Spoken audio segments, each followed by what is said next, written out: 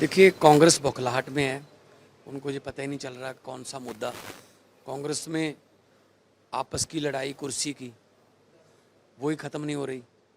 तो पंजाब की लड़ाई तो वो लड़ नहीं रहे, कोई पंजाब के मुद्दे की तो बात नहीं कर रहे।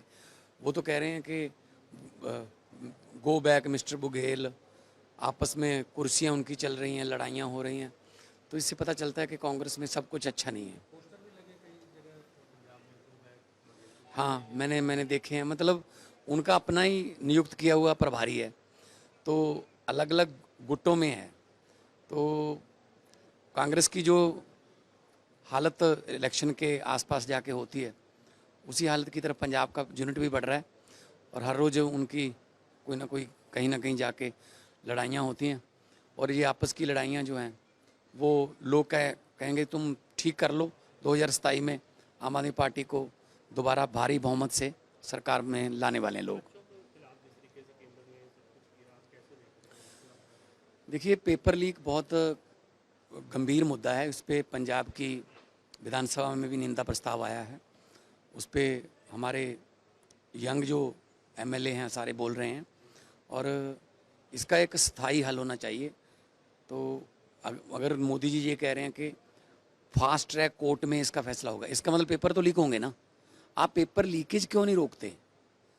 मतलब कभी आपने सोचा है कि किसी देश में फौज जो है वो पेपर करवा रही हो?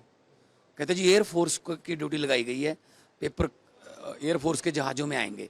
मतलब आपके अफसर इसका मतलब इतने बेलगाम हैं कि आप उन पर कोई कार्रवाई नहीं कर सकते। पेपर की लीकेज रोकिए। उस पेपर लीकेज के बाद उसका फैसला कितनी जल्दी आएगा इससे कोई फर्क नहीं पड़ता। इसको क्लियर होना चाहिए ना, लोगों के पास ऑप्शन होनी चाहिए। प्योर पेट्रोल और E20 मिक्स। पहले कुछ हमारे यहाँ कहावत थी, जब कुछ घटनाएं ऐसी हुई थी कि अगर किसी ने किसी से दुश्मनी निकालनी है तो उसके ट्रक में, उसकी तेल की टंकी में, या उसकी कार की तेल की टंकी में, या ट्रैक्टर की तेल की टंकी में चीनी डाल जाते थे तो इंजन सीज हो जाता था। तो भाई गन्ने की चीनी हुई है, वो कहाँ से लाए हो वो चीज़ें जो इंजन सीज कर रही हैं? लोगों को बताना चाहिए, लोगों की मेहनत की कमाई की गाड़ियाँ हैं।